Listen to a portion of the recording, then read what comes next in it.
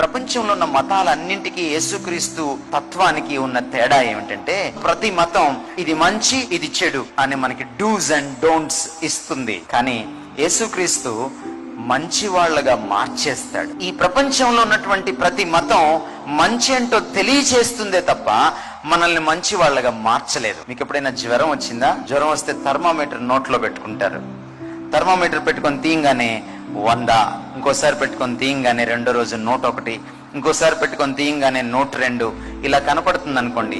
మీరు మాత్రం వేసుకోలేదు అనుకోండి, మీకు జ్వరం తగ్గదు. థర్మామీటర్ ఎన్నిసార్లు పెట్టినా మీకు జ్వరం తగ్గదు, అది జ్వరం ఉందని మాత్రమే చెప్తుంది. ఇతర మతాలు థర్మామీటర్ లాంటి, యేసుక్రీస్తు అసలైన మందు. పాపం అనే రోగానికి యేసు ఒక్కడే మందు, ఇంకెవరు మందు కాదు. ఎందుకంటే పాప మాలిన్యాన్ని అంటించుకోకుండా జీవించినటువంటి వాడు ఆయన. అందుకనే మనలో ఉన్నటువంటి పాప మాలిన్యాన్ని పరిపూర్ణంగా పరిహరించేవాడు యేసుక్రీస్తు ఒక్కడే.